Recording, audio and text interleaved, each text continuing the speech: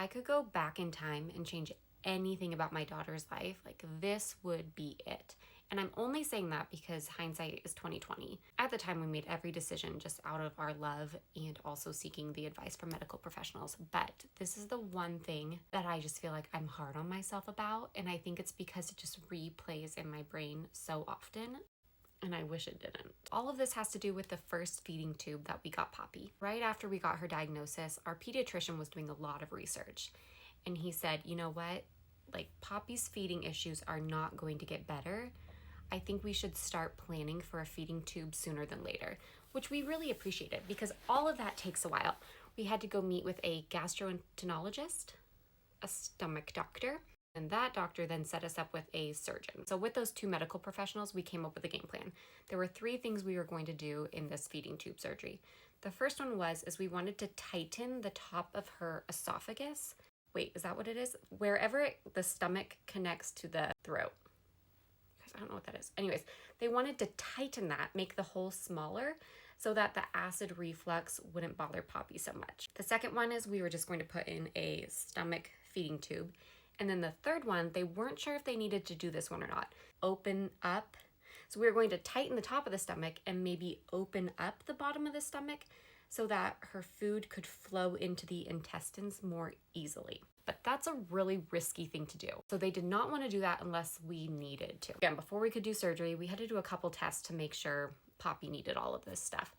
Very evident she had acid reflux, but in like the stomach study we did, they found that her stomach was pushing food into the intestines. It was kind of slow, but it definitely wasn't necessary at that point. This will be important later, I promise. But so when it came time to do the surgery, we just did the first 2 things. Just to understand my mindset, like I was pretty desperate at this point for some help. Like Poppy probably needed this feeding tube sooner, but like we had been so diligent with feeding her and keeping up with that she did okay.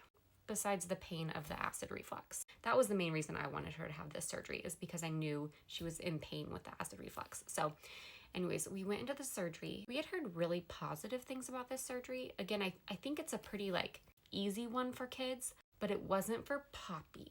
So, you know, you like pass off your child before surgery and they take him back. And then when it was time for us to go back and see her like in the recovery area, walking up to her, my husband and I were just both like in tears. Like, I don't know, just seeing her in a little medical bed with a little hole in her tummy, it was just sad. Even though we knew it was like the right thing for her, it was still just so hard to see that in your child. We knew she would have to stay overnight just to be monitored, again, coming off that anesthesia. And we had to learn how to do feeding tube stuff as parents. I remember walking into the room, there was a quilt. Oh, this one. This quilt laying on a crib bed along with this little stuffy, and that was just such a nice little like bright moment in the room. It was right before Valentine's Day. Anyways, Poppy was in a crib style bed, you know, with her little blankets, and that wasn't gonna work for me.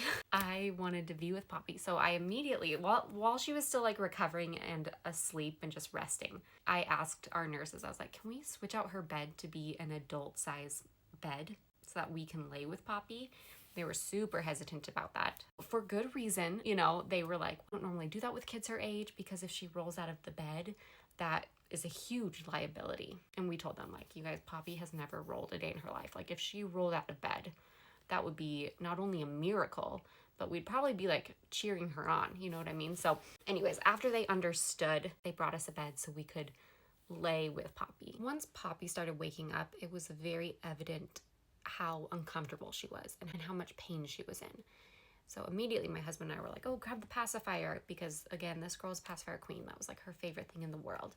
And she wouldn't take her pacifier, which is something that always soothed her. For the next 3 days, we would constantly be trying to give her her pacifier. And from that point on, for the rest of her life, she never took a pacifier again or was able to suck. That might seem like minuscule, seeing as now she had like a feeding tube. She didn't need to suck, but like her pacifier was her security blanket. It was like her version of a special stuffed animal. You know, everywhere we went, we had 2 pacifiers with us because that was just the way she soothed herself, and it was her comfort. And so I feel like this surgery took away one of her favorite things, her pacifier. But the other thing that made her really uncomfortable is we did an EEG while we were in the hospital. So Poppy had all of the electrodes connected to her head and they were looking for seizure activity. They had to monitor that for about like 12 to 24 hours. And so they just had decided to check for seizures while she was already in the hospital for this surgery, kind of do two things at once. They were trying to get her started on her feeds. So we had her formula being like pumped into the stomach, and she was so uncomfortable. She was on a bunch of different pain meds. She was like really using her lungs, and it just wasn't getting better. They had told us, like, we can't have you guys leave the hospital until Poppy's able to take, I don't know what it was, like a certain amount. Let's just say it was like 40 milliliters of liquid an hour into her stomach. And you guys, she was at like 5. It just wasn't working. It just wasn't working. After being there for 3 days, we had to get so many different permissions to leave the hospital. They just didn't want to discharge her, but we wanted her home. And again, we were like, you guys, I promise you, we're smart, logical parents. Like, we will monitor her feeds. We will slowly increase them as, her stomach heals and does better. And we also were paired up with a dietitian who would come into our home. So eventually, after 3 days of, it was just horrible. It was like so horrible. Anyways, that recovery was so hard. After like 3 days of being in the hospital, my husband sleeping on the couch, I slept on the bed with Poppy.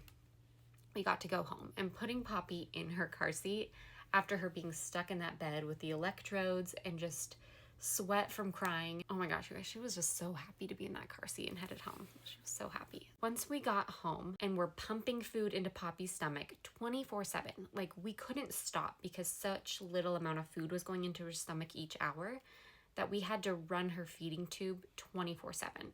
We took it everywhere with us. It just never got better. And that's where I say I have regrets about this. I don't want to scare any parents by saying this. Every decision you make about your child should be with your medical provider. Poppy was so rare, this genetic mutation. Like, no one really knew exactly what was going on in her body. But what I witnessed as a mom is both times that Poppy was put under anesthesia, she had huge steps of regression backwards. The first time she had anesthesia with the MRI, she was never able to nurse after that. We had to use a bottle, and it was so difficult. And then after this second time with the anesthesia, she would never suck again. She wouldn't take her pacifier, and her stomach became paralyzed. So the reason that we weren't able to pump food into her stomach and she was uncomfortable is because the food wasn't then moving into her intestines. Her body was not working properly. After getting that feeding tube, she did not gain weight. She lost weight. And sometimes my mind flashes back and just worries that she felt hungry. I don't know. But I don't know if she did. I don't know if she felt hungry because she had food in her stomach. It's just her body wasn't getting the nutrients. It was emptying so slow because, again, her stomach was paralyzed. We attempted this first feeding tube for a whole 3 weeks, which, again, looking back, was way too long. And we finally went back into the gastroenterologist, the stomach doctor, to see him. Poppy had lost, I think, a whole pound. I think she was 15 pounds at this point, and she was over a year old. And immediately, it was decided that she needed a second feeding tube. She needed one that would go past her stomach straight into the intestines. And the only way to do that was to go through her nose, down her throat, through the stomach, and into the intestines. That's what we did. And that always had to be placed in a hospital under an x-ray machine. So if it ever got pulled out, we had to go to the children's hospital and they had to replace it so it perfectly positioned into the intestines. It's hard. I just look back and I think about her level of comfort because it's like, I know for a fact, like nothing truly would have like saved her, because of her genetic mutation. But